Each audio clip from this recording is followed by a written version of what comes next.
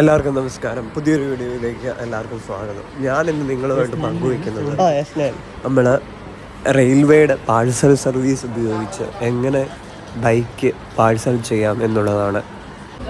അപ്പം ഒട്ടുമിക്ക ആൾക്കാർക്കും ഉള്ള ഒരു സംശയമാണ് എങ്ങനെയാണ് ബൈക്ക് പാഴ്സൽ ചെയ്യുന്നത്. നമ്മൾ ആദ്യം തന്നെ അന്വേഷിക്കേണ്ടത് നമ്മൾ ഏത് ട്രെയിനിനാണോ പോകുന്നത് ആ ട്രെയിനിൽ ലഗേജ് കൊണ്ടുപോകാനുള്ള സൗകര്യമുണ്ടോ എന്നുള്ളത് നമ്മൾ ചെക്ക് ചെയ്യണം. അത് നമുക്ക് റെയിൽവേ പാഴ്സൽ ഓഫീസിൽ തിരക്കിയാൽ അറിയാൻ സാധിക്കും. അതുപോലെ നമുക്ക് ടിക്കറ്റ് ഉണ്ടെങ്കിൽ നമ്മൾ പോകുന്നതിന് ആ ട്രെയിനിൽ തന്നെ നമുക്ക് പാഴ്സൽ ചെയ്തുകൊണ്ട് പോകാൻ സാധിക്കും. നമ്മൾ കുറച്ച് നേരത്തെ കൊണ്ടുപോയി, അതായത് രാവിലെ ഇപ്പം വൈകിട്ടാണ് ട്രെയിനെങ്കിൽ രാവിലെ തന്നെ പോയി ബൈക്ക് കൊടുത്ത് പാക്കിംഗ് എല്ലാം നല്ലപോലെ ചെയ്ത് പോകുന്നതായിരിക്കും ഏറ്റവും നല്ലത്. നമ്മളൊന്ന് പാക്കിങ് ചെയ്യുമ്പോൾ നമ്മളും കൂടെ നിന്ന് എല്ലാം കവേർഡായോ അതുപോലെ എല്ലാം നല്ലപോലെയാണ് പാക്ക് ചെയ്തതെന്ന് ഉറപ്പ് വരുത്തണം. അല്ലെങ്കിൽ ചെറിയ ചെറിയ ഡാമേജസ് ഒക്കെ വരാൻ സാധ്യതയുണ്ട്. അപ്പം ആദ്യത്തെ ഫോർമാലിറ്റി എന്ന് പറയുമ്പം നമ്മൾ അവിടെ ചെന്ന് ഇത് ബൈക്ക് പാഴ്സൽ ചെയ്യണമെന്ന് പറഞ്ഞു കഴിയുമ്പോൾ തന്നെ അവരൊരു ഇത് തരും, ഒരു ഫോം തരും. അത് നമ്മൾ ഫില്ല് ചെയ്ത് കൊടുക്കണം. അതിൻ്റെ അകത്ത് നമ്മുടെ ഡീറ്റെയിൽസ്, നമ്മൾ താമസിക്കുന്ന അവിടുത്തെ അഡ്രസ്സ്, അതുപോലെ തന്നെ എങ്ങോട്ടാണ് പാഴ്സൽ ചെയ്യുന്നത്, പിന്നെ ബൈക്കിൻ്റെ വാല്യൂ. അപ്പം പഴയ ബൈക്കിനാണെങ്കിൽ അങ്ങനെ, പുതിയ ബൈക്കിനാണെങ്കിൽ അതിനനുസരിച്ചുള്ള വാല്യൂ നമ്മൾ കൊടുക്കണം.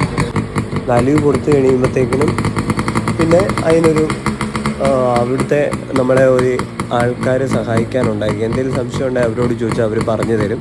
അത് കറക്റ്റായിട്ട് ഫില്ല് ചെയ്യുക. അതുപോലെ തന്നെ പാക്കിംഗ് ആണ് ഏറ്റവും പ്രധാനം. വളരെ നല്ലപോലെ പാക്ക് ചെയ്തില്ലെങ്കിൽ നമ്മുടെ വാഹനത്തിന് ഡാമേജ് പറ്റും. അതുകൊണ്ട് നമ്മൾ വളരെ നല്ല രീതിയിൽ പാക്ക് ചെയ്തെന്ന് ഉറപ്പ് വരുത്തണം. അത് തീർച്ചയായിട്ടും ശ്രദ്ധിക്കേണ്ട ഒരു കാര്യം തന്നെയാണ്. പിന്നെ ഫോം ഫില്ല് ചെയ്ത് കൊടുക്കുമ്പോൾ തെറ്റൊന്നുമില്ലെന്ന് ഉറപ്പ് വരുത്തണം. അതുപോലെ ഒറിജിനൽ കോപ്പി നമ്മുടെ കൈ ഉണ്ടായിരിക്കണം. എന്നാൽ മാത്രമേ വണ്ടി റിസീവ് ചെയ്യുമ്പോൾ ആ ഒറിജിനൽ കോപ്പി കാണിച്ചാൽ മാത്രമേ നമുക്ക് വാഹനം ലഭിക്കുകയുള്ളൂ. അതുപോലെ തന്നെ അവർ ബൈക്കിലുള്ള ഇന്ധനം മുഴുവൻ വെളിയിലെടുത്ത് അത് ടാങ്ക് ക്ലീനായിട്ട് വണ്ടി സ്റ്റാർട്ടാകാത്ത പോലെ എല്ലാം ശരിയാക്കി പെട്രോളെല്ലാം, മിച്ചമുള്ള പെട്രോളെല്ലാം മാറ്റി ഒരു ഡീപ്പയിലോട്ടാക്കും. അതുപോലെ തന്നെ നമ്മൾ അവിടെ ചെന്ന് വണ്ടി കൊടുക്കുമ്പോൾ തന്നെ വണ്ടിയുടെ RC ബുക്കിൻ്റെ കോപ്പി അവരെ കാണിക്കണം. അതുപോലെ തന്നെ ഓണർ തന്നെ ചെല്ലുവാണെങ്കിൽ നല്ലതായിരിക്കും.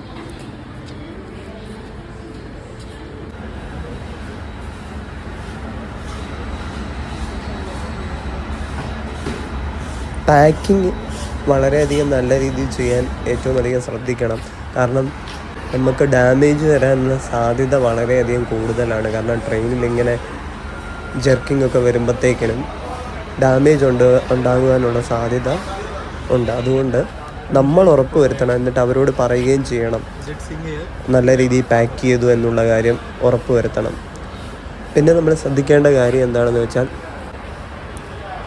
വ്യക്തമായിട്ട് ബൈക്കിൻ്റെ കവറിൽ, അതായത് പാക്ക് ചെയ്ത കവറിൽ എഴുതിയിട്ടുണ്ടായിരിക്കണം ഏത് സ്ഥലത്തോട്ടാണ്, കോണ്ടാക്ട് നമ്പറൊക്കെ വ്യക്തമായിട്ട് എഴുതിയിരിക്കണം. അതുപോലെ നമ്മൾ അതായത് എത്തുന്ന റെയിൽവേ സ്റ്റേഷനിൽ ആരെങ്കിലും ഉണ്ടെങ്കിൽ അവരോട് പ്രത്യേകം പറയുക, ഇന്ന പോലെ വാഹനം വരുന്നുണ്ട്, സ്വീകരിക്കാൻ ആരെങ്കിലും ഉണ്ടെങ്കിൽ. അതായത് കൃത്യസമയത്ത്, ഇപ്പം ഓരോ സ്റ്റേഷനിലും ട്രെയിൻ നിർത്തുന്ന വളരെയധികം കുറച്ച് സമയമായിരിക്കും. അപ്പോൾ ആ സമയത്തിനുള്ളിൽ നമ്മുടെ വാഹനം ഇറക്കുവാനും അതുപോലെ ഇറക്കുമ്പോഴും ഒക്കെ തീർച്ചയായിട്ടും അവിടെ സ്റ്റാഫുണ്ട്.